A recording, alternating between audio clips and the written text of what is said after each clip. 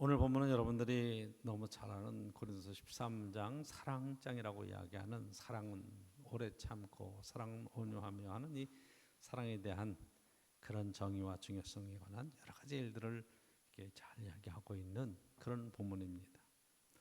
기독교의 대표적인 단어 하나가 뭐냐? 기독교를 특징 지을 수 있는 단어가 뭐냐? 사랑이다. 이렇게 얘기해요. 우리는 사랑 그러면 이렇게 사랑에 대해서 뭐 다양한 그러한 생각들을 우리가 어느 정도는 못합니다. 하나님의 사랑이나 뭐 남녀간의 사랑이나 뭐 부모와 자녀간의 사랑이나 뭐 이런 사랑을 그냥 하나의 사랑이라고 하는 단어를 쓰고 있으니까. 그러나 이제 헬라적인 원어적인 면으로 들어가 보면 이것이 다 의미가 다르게 표현되어 있는 것을 우리가 보게 되죠. 왜 이 고린도전서 13장의 사랑의 이야기를 사실은 쓰고 있는가? 이 고린도 교회의 다양한 문제들 때문에 사도 바울은 이 고린도전서의 편지를 쓰면서 그 문제를 해결할 수 있는 여러 가지 일들을 이야기해요. 그렇죠? 우상 숭배 문제, 우상의 제물에 드렸던 문제, 또한 파당의 문제, 뭐 성적인 타락의 문제, 뭐 성만찬에 관한 이야기, 다양한 이야기들을 쓰면서 12장에는 은사에 관한 얘기를 해요. 다양한 은사가 나타나서 그것이 교회 안에 서로 그 은사를 가지고 서로 잘났다 그러고 더 크다 그러고 서로 자랑하라 그러고 뭐 그런 것들 때문에 이 또한 문제가 돼서 이 사도 바울은 이렇게 사실은 이야기하고 있어요. 우리 13장 말씀을 보지만 12장 31절에 너희는 더욱 큰 은사를 사모하라. 더욱 큰 은사. 내가 또한 가장 좋은 길을 너희에게 보이리라. 그래서 지금 이 사랑의 이야기를 하기 전에 전제가 뭐냐 하면 더욱 큰 은사. 지금 너희가 그 은사를 가지고 교회 안에서 믿음의 은사, 방언의 은사, 뭐 예언의 은사, 지식의 은사, 병고침의 은사, 뭐 다양한 은사들 가지고 9가지의 그런 것을 가지고 서로 잘한다고 말하고 있을 때, 그게 잘났다고 이야기하고 있을 때, 그것보다 본질적으로 은사가 왜 필요하고 은사가 의미하는 것이 무엇인가 하는 더욱 큰 은사, 그 모든 것들을 아우를 수 있는 은사에 관한 이야기를 쓰면서 사랑을 제시하는 거죠. 가장 좋은 길을 보이리라. 교회 안에 모든 문제를 해결할 수 있는 정말로 최선의 방법이 있다면 그건 사랑이다. 사랑에 관한 이야기를 사실은 제시를 하는 거죠. 그렇죠. 이 사랑, 우리의 신앙생활하고 하나님 앞에 신앙생활에 가는 동안에 바울이 이 은사의 문제를 해결해가는 가장 좋은 길로, 또한 고린도 교회의 문제를 해결해가는 제일 최선의 길로 설명을 하는데, 그 12장에서는 이 은사 얘기를 하면서 어떤 얘기를 하냐면 그리스도의 몸을 가지고 설명을 하는 거예요. 교회의 머리는 그리스도시고 교회의 모든 지체는 이 몸의 지체와 같다. 그리스도의 몸이다. 몸의 지체가 다양한 모습을 갖고 있고 다양한 기능을 갖고 있는 것처럼 이 가운데 은사도 예언의 은사도 있고 말씀의 은사도 방언의 은사도 있고 방언통의 은사도 있고 뭐 다양한 은사들을 가지고 몸을 세우고 섬기는 일에 유용하게 쓰임 받는 다양성에 있는 것이지, 그게 약한 지체라고 무시하고 강한 지체라고 자랑하고 그래서 그건 서로 몸이 부딪히고 이렇게 피곤한 그런 삶을 이야기하는 게 아니다. 이렇게 우선 설명을 합니다. 그러니까 이게 참 납득하기가 쉽죠. 교회의 다양한 은사, 은사라는 표현 자체가 선물이라는 거거든요. 하나님이 어떤 사람에게는 예언의 은사, 어떤 사람에게는 믿음의 은사를, 어떤 사람은 방언의 은사를, 어떤 사람은, 그래서 이게 은사를 주시는 분은 한 분 하나님께서 우리에게 다양한 은사를 주셔서 몸된 교회를 섬기고 이 몸이 건강하게 유지되도록 그렇게 다양한 기능을 주신 것이다. 이것은 하나님의 일을 하고 섬기는 일을 하라고 주신 것이다. 그렇게 전제를 까는 거예요. 이 전제를 이해하는 게 굉장히 중요해요. 우리가 은사라고 하는 말은 재능이 달란트라는 말이고 이거 하나님께로 받은 바 선물이라는 뜻인데, 그렇죠? 선물 내가 받고 싶은 거 받았다 그러고 또 남이 받은 선물이 커 보여서 그것을 시기하고 질투하고 다투고 이런 차원의 얘기들이 아니라 내게 주신 은사는 독특한 나의 특징과 나의 기질을 따라 주신 것이니까 이걸 가지고 어떻게 하나님 앞에 헌신하고 쓰임 받을 수 있겠느냐, 이것에 관한 이야기를 하고 있는 거죠. 그렇다고 여러분 고린도전서에 나오는 9가지 은사에 관한 얘기만 하는 게 아니라 로마서에 가도 보면 거기에 뭐 가르치는 은사, 섬기는 은사, 뭐 다양한 구제 은사, 뭐 다양한 은사들이 나와요. 그래서 총 뭐 20몇 가지 나오는데 20몇 가지만 나오는 차원이 아니라 사실 우리가 갖고 있는 삶을 살아가는 모든 기질 속에 하나님 주시지 않은 것이 없다고 고백하고 나면 사는 것이 은혜고, 그렇죠? 우리가 이 땅의 재능을 가지고 살아가는 모든 것들이 하나님 주시는 은사라 생각하면 나만 독특하게 탁월하게 뛰어난 것이 있고 저 사람에게 없다고 그래서 그것을 함부로 평가하거나 폄하할 수 있는 그런 권리가 우리에게는 없다는 것을 깨닫는 거죠. 왜냐하면 하나님께서는 그 사람에게는 다른 재능도와 또 기질을 주셨으니까. 그렇죠? 우리나라 속담에는 군뱅이도 구르는 재주가 있다고 그러잖아. 그렇죠? 재주는 있게 되게 마련이거든. 뭐 한 가지 아무리 못해도 한 가지 할 수 있는 능력은 각각 있는 거죠. 그걸 가지고 하나님 앞에 어떻게 쓰임 받느냐의 문제이지 내 능력이 크다, 내가 더 좋은 은사를 가졌다, 이런 것들은 의미가 없다는 거예요. 가장 좋은 길, 더욱 큰 은사 이야기하면서 뭘 하냐? 사랑에 관한 이야기를 해요. 그렇죠? 근데 여러분 마태복음, 누가복음, 마가복음에 쭉 나오는 이야기를 보면 거기에 율법학자나 뭐 이런 이야기를 하다가 우리가 제일 큰 계명이 무엇입니까? 이렇게 묻는 얘기도 나오고, 너희는 어떻게 읽느냐? 누가복음 그렇게 말씀하시지만 제일 큰 그런 계명이 무엇입니까? 그랬더니 예수님께서 대답하시기를 뭐래요? 마음을 다하고 뜻을 다하고 목숨을 다하고 정성을 다해서 네 하나님을 사랑하라. 그 사랑이 하나님을 사랑하라는 거예요. 둘째는 이것이니 네 이웃을 내 몸과 같이 사랑하라, 이거예요. 그렇죠? 그러니까 예수님도 율법학자도 성경에서 제일 큰 의미가 뭐냐? 사랑이라 이렇게 얘기하시는 거예요. 근데 누가복음에 가서 보면 10장에 가보면 거기에 율법학자가 물어봤을 때 우리의 이웃이 누굽니까? 사랑하라. 우리의 이웃이 누굽니까? 이렇게 물어요. 질문이 잘못됐어요. 그렇죠? 예수님께서 하나님을 사랑하고 이웃을 사랑하는 것을 이야기하면서 이와 같이 하라는 거예요.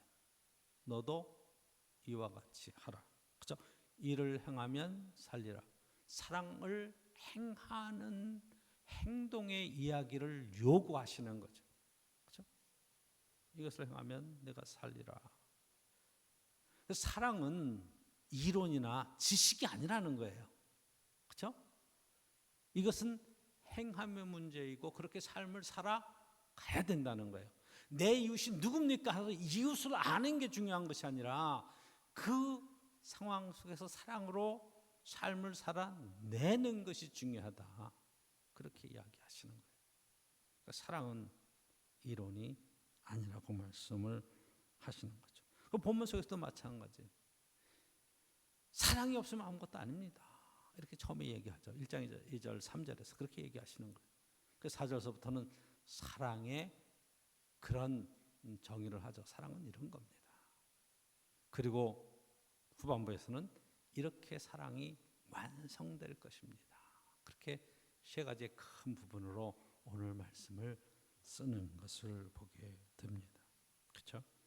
그래서 오늘 말씀을 저와 여러분들 함께 보고 읽으면서 우리가 사랑, 여기 13장의 사랑이라고 말하는 이것에 대한 주님께서 우리에게 가르쳐 주시는 귀한 은혜를 함께 나누려고 하는 겁니다. 이 헬라에서 사랑이라고 하는 오늘 본문에서 예를 들어서 여러분들이 1절에 보면 내가 사람의 방언과 천사의 말을 할지라도 사랑이 없으면, 이 사랑이라고 하는 단어가, 사랑이 없으면이라는 단어가 아가페오라는 거예요. 아가페의 사랑이에요. 그러니까 이게 헬라어의 사랑이라는 것이 아가페라고 하는 것은 하나님의 사랑, 예수 그리스도께서 이 땅에 오시는, 그래서 하나님이 세상을 이처럼 사랑하사 독생자를 주셨으니 조건 없이 모든 것을 쏟아내주시는 하나님의 사랑에 관한 이야기예요. 그러니까 이 사랑이 없으면 아무것도 아니다. 이렇게 얘기하시는 이 사랑에 관한 이야기. 그러면 사랑이 어떤 사랑이 있는가? 스톨게라고 하는 사랑이 또 이야기가 있어요. 그것은 부모와 자녀들이 사랑하는 그런 사랑. 그것도 굉장히 차원이 높죠. 근데 여러분 세상에 요즘 이렇게 많은 소식들을 보면 부모가 자녀를 향해서 모든 것을 주고 다 희생하며 사랑하는 그 사랑, 그것도 쉽지 않은 시대를 살고 있죠. 그 다음에 필레오라고 하는, 필로소피라고 말하는 이 철학적으로 우정과 지식에 대한 이런 사랑, 탐구하는 그런 사랑에 관한 이야기가 있어요. 그 다음에 여러분들이 잘 아는 에로스라고 하는 사랑, 이 사랑에 관한 이야기, 남녀 간의 사랑. 이 여담으로 보면 여러분 아모르 파티라고 하는 그런 유행가 있죠. 여러분들 잘 들어보신 분은 알죠. 그게 아모르가 뭐냐? 그는 여러분들이 이 본능적인, 그냥 원초적인 사랑을 얘기하는 거예요. 한눈에 딱 봐서 반하는 사랑. 아모르 파티는 하룻밤 원나잇 이런 거와 똑같은 그런 의미가 있는 거예요. 여러분 아모르 파티 뭐 노래 좋아하지만 그 좋아할 노래가 사실은 그 가사 들어가 보면 그 가사의 의미와 원어적인 의미를 알면은 그게 그렇구나.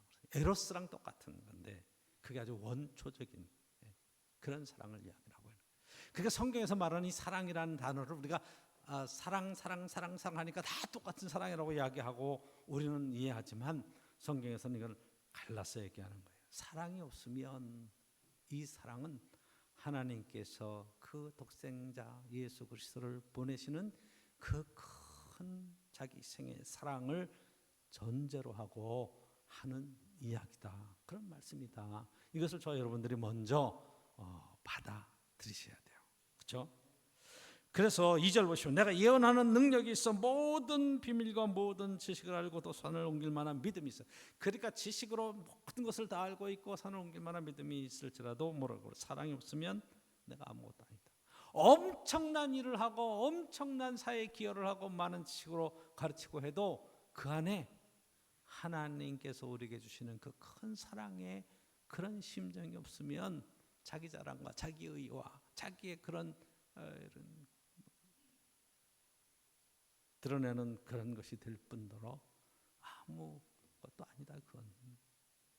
그러니까 우리가 이런 일들을 쉽게 그렇게 주변에서 너무 많이 보는 거예요. 3절 보시면 내가 내게 있는 모든 것으로 구제하고 다 내어줬어요. 다 구제했어요.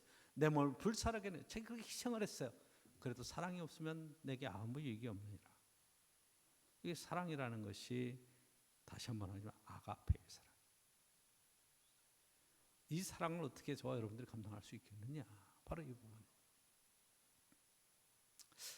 신앙생활 하면서 제일 어려운 것이 바로 이 부분이에요. 여러분, 사람이 변화된다, 바뀐다 이런 게 굉장히 힘들어요. 저 지난 시간에 잠깐 얘기했지만 여러분 술 끊고 담배 끊는 거 쉬워요. 안 하면 되는 거예요. 그냥 그 생각 안 해요. 근데 이제 중독이 되잖아요. 니코틴 중독이 되면 여러분 막 그게 안 피면 막 불안해하고 막 덜덜덜 떨어요. 그러니까 막 꽁초를 찾고 막 떨어진 거라도 피려고 그래요. 알코올 중독도 똑같아요. 그러니까 차단을 시키는 거예요. 그런데 제가 보는 관점에서는 하나님의 사랑, 이 더 큰 사랑으로 충격을 입고 그 큰 사랑으로 내 자신에 대한 긍휼의 마음, 하나님의 그 불쌍히 여기는 마음을 들여다보고 십자가의 은혜를 딱 체험하는 순간에는 이런 모든 것들을 한 번에 해결할 수 있는 능력이 내 안에서 생겨요. 왜 그러느냐? 하나님의 사랑의 감동이 그만큼 크기 때문에 나를 객관할 수 있는 거예요. 이게 지금 뭔 상황인지 아는 거예요. 그러니까 그렇게 막 하고 있는 자기 자신이 정말로 추해 보일 뿐더러 이거는 아니다. 하나님의 영광이 되지 못한다는 것까지 생각을 하는 거예요. 자기 중심에서 하나님 중심으로의 생각이 변환이 딱 되는 거예요. 하나님께서 예수 그리스도를 통해서 그 큰 사랑을 내게 베풀어 주셨구나 하는 것을 깨닫는 순간에 이게 내 재산을 다 내놓고 내 의를 챙기던 사람이 모든 것이 하나님께로부터 주신 것이라고 하는 생각이 딱 들어오는 그 순간에는, 그렇죠? 난 한 것이 아무것도 없습니다. 다 주님의 것입니다. 하나님이 주신 것입니다.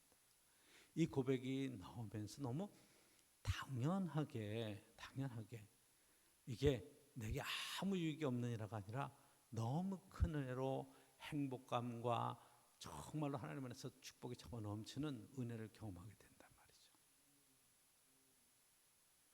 그러니까 뭘 하든지 저와 여러분들이 이 신앙의 동기, 신앙의 이런 출발점이 하나님의 사랑에서부터 시작되었느냐, 이거예요. 제일 큰 문제가. 저 여러분들이 글을 하나 쓰거나 말을 하나 하거나 사람들이 만나서 얘기할 때 보통 자기의 경험과 자기의 무슨 삶의 지식과 이런 것들을 드러내기를 좋아해요. 그런데 그게 가만히 들어보면 그렇게 얘기하는데 상대방에서 안 받아들여진다, 자기를 무시하는 것 같다, 그러면 굉장히 마음 상해하고 속상해해요.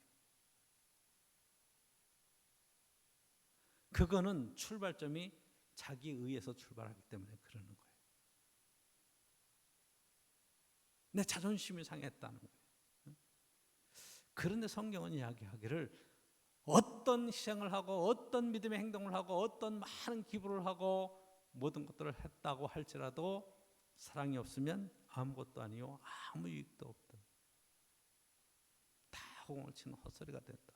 이렇게까지 얘기하니까 우리의 삶의 출발점과 동기가 어디에 있느냐, 이것을 지금 말씀하고 있는 것을 보게 되죠. 그렇죠? 여러분, 그래서 신앙생활과 우리 인생이 예수 그리스도의 귀한 사랑 속에서부터 출발하지 않으면 무의미한 거예요. 인생을 다 살고도 하나님 앞에 가야 될 터인데 이게 갈지 못 갈지 확신도 없고 자신도 없고. 요즘 뭐 이런 저런 뭐 사회적인 그런 많은 이게 이제 이렇게 어떻게 베이비붐 시대가 막 은퇴하는 시대가 되고 이 노년의 삶이 더 이렇게 길어지고 나니까 이 노인들에게 재산을 끝까지 갖고 있어야 된다, 뭐 자녀들에게 다 물려주지 마라, 뭐 이런 것들을 많이 이렇게 얘기를 해요. 근데 여러분 실제로 인생을 살아보면 자녀들이 꼭 필요하다고 막 그리고 막 힘들다고 하는데 내가 딱 갖고 있으면 안 돼, 나 쓸 거야, 뭐 이럴 부모가 세상에 뭐 많겠어요. 잘 안 되는 거죠. 내가 좀 어려워도 너희를 내가 희생하지, 내가 돌봐주지, 내가 비록 뭐 둘이 살면 얼마나 더 살겠냐 이러고 헌신하는 게 부모의 심정이죠. 그 사랑을 잘 모르는 게 세상에서 이론과 논리를 알지. 사랑으로 그렇게 다 주고 나면 그렇게 가는 거예요. 다 주고 가는 거예요. 그러니까 뭐 대한민국이 뭐 노인 빈곤율이 세계에서 뭐 얼마나 졌잖아요 하는데, 그거는 저와 여러분들이 한 세대 자체가 그런 헌신적인 삶을 살아왔고 그렇게 사랑을 받고 그렇게 내주고 가는 세대이기 때문에 그런 거죠. 그러니까 국가는 뭐 하느냐, 정부는 뭐 하느냐, 뭐 이렇게 우리가 이야기하지만 사실은 우리는 어떻게 생각하면 끼인 세대로서, 그렇죠? 그렇게 우리 부모들도 그렇게 해서 살다가 자녀들이 공경받고 갔고, 근데 이제 우리들은 자녀들한테 공경받을 수 있는 그런 기회가 점점 줄어드니까 이야기를 하는 거죠. 그런데 한번 생각해 보세요. 부모님이 이게 재산이 많아. 근데 이제 병이 걸리셨어. 목숨이 이제 이렇게 얼마 남지 않았어. 근데 여러분 세 아들이 있는데 첫째, 둘째, 셋째가 이렇게 와서 확 돌보고 공경하죠. 열심히 들어와 봅니다. 왜 들어와 보겠어요? 돌아가시면 유산을 어떻게 가질 것인가, 이제 그런데 관심을 갖고 보는 거죠. 그럴 수밖에 없어요. 그런데 정말로 그런 것에 대한 생각 아무것도 없이 정말 부모를 사랑하는 그 사랑으로 와서 진심으로 돌본다. 여러분 쉽겠어요? 그게 진짜인데. 우리나라 법이 참 문제가 많아요. 그렇죠? 얼마 전에는 사회적으로 어떤 문제가 생겼는가 하니 그렇게 어렸을 때 아이들을 버리고 그냥 딴 데로 가버렸어요. 그러니까 이 아이들이 열심히 살았어요. 근데 이제 성숙해서 성인이 됐죠. 근데 사고로 뭐 이렇게 죽게 됐어요. 그러니까 정부에서 유족의 보상금과 뭐 이런 것들이 나오잖아요. 그 재산이 남은 게 있잖아요. 그러니까 남매가 살다가 이제 누이가 그 장례를 다 치르고 갔는데 그 생모라고 뭐 2살, 3살 때 버리고 나갔던 어머니가 와가지고 그 재산에 대한 상속권을 1순위로 가더라고요. 그 몇 억을 가지고 갔더라고. 그러니까 딸이 막 억울해가지고 우리를 버리고 한 번도 쓰자보지도 않았는데 어떻게 그럴 수 있냐고 그렇게 재판을 걸었는데 판결이 그냥 져버렸어요. 엄마한테 나가버렸어요. 법원에서는 그래도 좀 유산을 나눠줘라. 자녀에게 나눠줘. 그랬더니 쳐다보지도 않고 다 가져가 버렸어요. 야, 그게 모렴치한 그런 인간이 있나? 그래가지고 국회에서 그 구하라법이라고 구하라도 그런 일을 당해서 연예인. 그래서 그것을 지금 상정해놨는데 그거를 또 그렇게 하면 또 다른 문제가 생긴다고 해서 뭐 어쨌든 법적으로 뭐 여러 가지 검토하려고 그런지 통과가 안 되는 거예요. 낳았다는 것 하나 가지고 우리가 근본적으로 묻는 것은 바로 이것이에요. 진짜 사랑이 있는가? 진짜 사랑이 있는가? 사는 가치에 있어서 모든 문제들을 해결할 수 있는 그 근원으로 사랑이 없으면 아무것도 아니다. 사랑으로 해야 돼요. 할렐루야. 그렇죠? 사랑으로 해결해야 되는 거예요. 뭘 줬다 안 줬다, 뭘 했다 안 했다 이런 차원의 얘기가 아니야. 자기의 의를 드러내는 것이 아니라 하나님의 큰 은혜를 받은 사랑으로 세상을 바라보면 세상이 불쌍히 여기는 긍휼에 관한 이야기를 갖고 있어요. 불쌍히. 오늘 새벽 기도에도 그런 말씀을 나눴지만 여러분 정말로 세상을 뭐 비판하고 비난하고 막 이렇게 보는 시각으로 인생을 살아가면 그 인생이 행복하겠느냐 이 말이에요. 그런데 여러분들의 눈에 정말로 하나님의 사랑이 가득 차고 세상을 불쌍히 여기는 주님의 심정으로 세상을 바라보면 여러분 저들이 몰라서 그러는 겁니다. 주님 불쌍히 여기십시오. 그럼 불쌍히 여기는 마음이 내 속에 넘치면 내 마음에 하나님의 위로를 경험할 수 있는 것이고 정말로 삶이 모든 무거운 짐들 분노들 다 내려놓고 평안과 하나님의 위로를 경험하는 복된 삶으로의 전환이 일어나는 거예요. 그게 하나님께서 나를 위해서 주시는 말씀이라 말이에요. 원수를 사랑하라. 원수가 금질이거든 먹을 것을 주고 그를 위해서 기도하라. 그 원수를 위해서 축복하라는 거예요. 말이 됩니까? 절대 못합니다. 못하는 사람은 그냥 끙끙 사는 거예요. 그런데 주님의 말씀에 의해서 용서하면 내 마음은 편안한 거예요. 하나님 주시는 위로를 경험하는 거예요. 참 평화가 있는 거예요. 하나님이 나를 위해서 주시는 말씀입니다. 오늘 본문 속에서 여러분들이 봐야 되는 두 번째는 사랑은 그럼 과연 어떤 것인가 하는 거예요. 4절 보시면 사랑은 오래 참고 사랑은 온유하며 시기하지 아니하며 사랑은 자랑하지 아니하며 교만하지 아니하며. 그래서 사랑은 오래 참는 것이다. 그렇죠? 사랑하니까 오래 참는 거. 그것이 내게 유익하냐 무익하냐 유리하냐 불리하냐 이런 차원이 아니라 오래 참고 기다려주는 거예요. 저는 바로 이런 차원에서 우리가 부모가 자녀를 사랑하는 스톨게의 사랑도 하나님이 정말 세상에 하나님의 귀한 형상들을 우리에게 주셔서 하나님의 모양대로 하나님의 형상대로 인간을 지으시고 생육하고 번성하는 축복을 주시면서 우리의 마음속에 주신 하나님의 그런 어떻게 생각하면 짜투리 같은 어떻게 생각하면 조각과 같은 그 마음을 주신 것이 사랑의 눈으로 자녀들을 바라볼 때의 부모의 심정인 것 같아요. 여러분 추석 때 자녀들 왔었잖아요. 그쵸? 왔어요. 애들 이렇게 보고 저도 손녀들을 이렇게 보면서 그 아이를 볼 때 너무너무 행복하더라고요. 아이들이 할아버지 하비 그리고 막 따르면서 막 놀자고 막 그러고 그러면 제가 걔들하고 뭐 그게 연배가 됩니까? 그런데 그게 그렇게 좋더라고. 뭐든지 줄 수 있을 것 같아. 애들도 눈치가 빨라가지고 어디 가면 할아버지 끌고 가면서 이제 사달라 그러는 거죠. 엄마가 안 사줄 걸 알아. 그러니까 할아버지가 막 왜? 그럼 이거 사줘. 뭐 이래. 너 집에 있잖아. 엄마한테 얘기해. 아, 엄마한테 얘기해도 엄마가 사주라 그럴 거야. 그리고 사달라 그래. 근데 보면 뭐 2만 원, 3만 원 그래. 애들 장난감이. 사주죠, 당연히. 그렇죠? 그게 사랑의 눈으로 보는 거예요. 그러면 저 여러분 한번 생각해 보세요. 그럼 제가 모든 어린이들한테 다 사줄까요? 그렇지 않잖아요. 관계잖아요. 관계. 사랑은 관계예요. 그렇죠? 하나님의 사랑이 내 안에 임하고 내가 하나님의 자녀가 되었을 때 하나님께서 베푸신 그 큰 사랑을 힘입고 나니까 하나님의 사랑으로 오래 참을 수 있고 온유하게 대할 수 있고, 그렇죠? 시기하지 않고 자랑하지 않고 교만하지 않고 않는 거예요. 그다음에 이런 것들을 절대로 자기 자신을 써 어떤 것은 해야 될 것이고 어떤 것은 하지 말아야 될 것이 되는 거죠. 그렇죠? 5절 보면 무례히 행하지 않으며 사랑한다는 것은 함부로 하지 않는 거예요.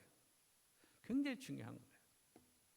제가 이렇게 좀 아는 그런 부부 가운데서도 이게 뭐 이렇게 이런저런 이야기를 하다 보면 부부 사이에 대화할 때 존댓말을 한다는 거예요. 그래서 그게 어떻게 가능하나 그랬더니 실제로 가능하다는 거예요. 근데 존댓말을 하면 뭐가 좋으냐 그랬더니 싸우지 않는다는 거예요. 여보 당신 왜 그랬어요? 뭐 이러진 않을 거 아니야. 그러니까 서로 존중하면서 존댓말을 하면 그게 자기 생각을 정리할 수 있고 분노를 가라앉힐 수 있고 이성적으로 대화를 할 수 있다. 근데 여러분 다툼이 왜 일어나냐? 함부로 하기 때문에. 신앙생활 해가는 동안에 하나님에서 우리가 받은 그 귀한 사랑을 가지고 서로 존중한다는 것은 무례하게 행하지 않는다. 근데 여러분 세상에 제가 이렇게 삶을 보면 이 가까운 사람들에게 함부로 무례하게 하지 모르는 사람에게는 무례하게 안 해요. 가만히 생각해요. 거리를 가다가 사람을 만났는데 그 사람에게 함부로 하는 사람이 쉽지 않아요. 처음 보는 사람한테 함부로 무례하게만 하는 그 사람들은 기본적인 예의를 지키려고 그래요. 그런데 너무 가까운 사람, 특히 아내와 남편 사이에 또는 친한 친구 사이에 함부로 행하는 부모와 자녀들 속에도 함부로 행동하는 이런 것들이 있단 말이죠. 그래서 여러분들이 정말 어떻게 생각하면 이웃 여자에게 이웃 남자에게 하듯이만 해도 집안의 갈등들은 웬만한 거는 다 정리할 수 있어요. 존중과 배려 계속 제가 강조하죠. 사랑과 존중과 배려가 있으면 이 사랑을 구체적으로 실천하는데 문제가 없다. 사랑은 이렇게 하는 것이다. 그렇죠? 자기의 유익을 구하지 않으며 성내지 않으며 악한 것을 생각하지 않으며 6절 보니까 불의를 기뻐하지 않으며 진리와 함께 기뻐하고 모든 것을 참으며 모든 것을 믿으며 모든 것을 바라며 모든 것을 건드리라. 모든 것을 참으며 모든 것을 믿으며 모든 것을 바라며 모든 것을 견뎌낸다. 이 사랑이다. 여러분 사랑은 이론이 아니라 이 말이에요. 사랑은 실천이 그렇게 사는 거예요. 그러니까 너도 가서 이와 같이 하라라고 말씀하시는 주님의 말씀 속에 우리가 꼭 기억하는 것은 사랑을 그리스도의 사랑을 받은 사람은 그 사랑을 삶으로 실천해 내는 거죠. 사도 바울은 이 사랑을 입었기 때문에 자기의 평생의 길을 선교의 사의 길로 나갔는데 가는 곳마다 자기 인생 전체를 하면서 그리스도의 복음을 전할 때 때로는 육체적으로 노동도 하고 또 돈벌이도 해가면서 폐를 끼치하고 유익한 삶을 살려고 그렇게 무던히 애를 쓰면서도 많은 고난과 어려움들을 겪잖아요. 반대도 당하고 때로는 고통을 당하고 린치를 당하기도 하고 많은 위협 가운데서도 끝까지 그리스도의 사랑을 전할 수 있었던 것은 그리스도의 큰 빚진 자로서 그 사랑의 빚진 자로서 자기의 삶에 결단을 하고 헌신할 수 있었기 때문에 그런 거예요. 그러니까 여러분 다시 강조합니다. 받은 사랑이 있어야 되고 이 사랑에 비친 자의 심정으로 함께 살아갈 수 있기를 주의 이름으로 간절히 축복합니다. 굉장히 귀한 거예요. 긍휼의 마음을 가지고 큰 눈을 가지고 상대방을 바라보면 우리의 마음과 생각이 달라질 수 있다 이 말이죠. 세 번째, 오늘 본문 속에서 이렇게 쓰고 있어요. 여러분 8절 말씀입니다. 사랑은 언제까지나 떨어지지 아니하고 예언도 패하고 방언도 그치고 지식도 피하리라. 다 끝날 때가 있다는 거예요. 그런데 사랑은 언제까지나 떨어지지 아니하고 끝까지 있을 것이다. 그렇죠? 우리가 이 땅을 살아가는 동안에 부분적으로 아는 거예요. 다 알지 못해. 어린아이 때 아는 것하고 어른이 되어서 아는 것하고 이 지식의 분량이 다르죠. 사랑도 마찬가지예요. 처음 예수 믿을 때 그 받았던 사랑, 정말로 신앙생활 안 할 때 받았던 그러한 사랑에 대한 이미지와 예수 그리스도 안에서 우리가 사랑을 받고 살아가는 삶에 있어서 사랑은 성장하고 성숙해 가는 거예요. 성장하지 않는다 그러면 그 신앙은 너무 어떻게 생각하면 어린아이 신앙에 머물러 있는 거죠. 한번 여러분 생각해 보세요. 우리 손녀들이 아무리 예쁘다고 그래도 지금 5살 뭐 6살 뭐 그러니까 애들이 예쁘지. 할아버지 사줘 할아버지 사줘 그러니까 예쁘지. 얘가 막 20살 30살 40살 돼가지고 제가 막 90 됐을 때 나 따라다니면서 할아버지 이거 사주세요 이거 사주 그럼 제가 뭐 그게 예쁘겠어요. 다시 성숙하는 과정이 있는 거예요. 그렇죠? 저 여러분들이 신앙생활을 10년 20년 30년 해왔으면 거기에만큼 성장하고 성숙해서 이제는 그리스도의 사랑을 가지고 돌볼 수 있고 사랑을 나눌 수 있고 베풀 수 있는 자리로까지 성숙해 있어야 그게 맞는 얘기라 이 말이에요. 적어도 장로님 권사님들이 교회 가득하다 그러면 그 교회는 신앙적인 수준과 삶의 수준이 한 단계 올라가서 정말로 그리스도의 사랑의 아름다운 공동체를 이룰 수 있어야 된다 말이죠. 마지막 13절 보십시오. 그런즉 믿음, 소망, 사랑이 세 가지는 항상 있을 것인데 그 중에 제일은 사랑이라. 그렇죠? 맨 마지막에 사랑만 남는다는 거예요. 저 옛날에 부흥회 때 이런 그 부흥 강사들이 비유를 많이 했어요. 이렇게 가마꾼의 이야기. 자, 이 가마를 두 사람이 끌고 가는데 가운데는 신부가 탔어요. 그런데 앞에서 끄는 사람은 저기까지만 가면 된다. 신랑 집이 저기다. 그리고 그걸 바라보면서 간다는 거예요. 뒤에 가는 사람은 앞에로 가는 사람이 어디로 가는지 모르고 그냥 뒤따라가잖아. 앞에 안 보이니까. 이 사람은 믿음이다. 앞에 있는 사람은 소망이다. 가운데 있는 신부는 사랑이다. 근데 신랑 댁에 딱 들어가면 앞에 가마꾼도 뒤에 가마꾼도 그 신랑을 만나고 기쁨으로 전체에 참석하는 사람은 사랑뿐이다. 그게 그럴듯하더라고요. 그렇죠? 저 여러분들이 소망을 가지고 하늘나라를 바라보면서 나가는데 믿음을 가지고 따라갑니다. 근데 천국에 이를 때는 믿음이 소용있겠어요? 예수님 앞에? 예수님 앞에 섰는데 무슨 소망이 있어요? 소망이 이루어졌는데. 그렇죠? 예수님의 사랑만 남잖아. 사랑받는 그리고 사랑하는 그 사랑만 남잖아요. 거기서 무슨 예언이 필요 있겠어요? 거기서 무슨 믿음이 필요 있겠어요? 거기서 무슨 방언이 필요 있겠어요? 다 없는 거예요. 오직 주님의 사랑만이 우리의 삶을 온전히 사로잡아서 주님 내가 사랑했던 거 아시지요? 주님 사랑합니다. 그러면 끝이에요. 할렐루야. 그렇죠? 맨 마지막 아버지 집에 들어갈 때 아버지 저 왔어요. 그러면 끝나는 거예요. 뭐 믿음으로 간다, 뭐로 간다, 뭐 하는 얘기해도 하나님 아버지의 나라에 기쁨으로 동참하고 저 여러분들이 한 목적을 향해서 정말로 끝까지 승리해 가시는 귀한 은혜가 함께하면서 오직 나는 이 사랑으로 끝까지 간다 생각하시고 사랑의 아름다운 공동체를 이루시고 여러분의 가정에도 사랑이 넘치는 축복이 있기를 간절히 축원합니다. 성령의 열매의 9가지 얘기를 할 때도 사랑, 희락, 화평, 사랑 이야기를 해요. 그렇죠? 사랑. 그러니까 이것은 성령께서 우리에게 주시는 열매이기도 해요.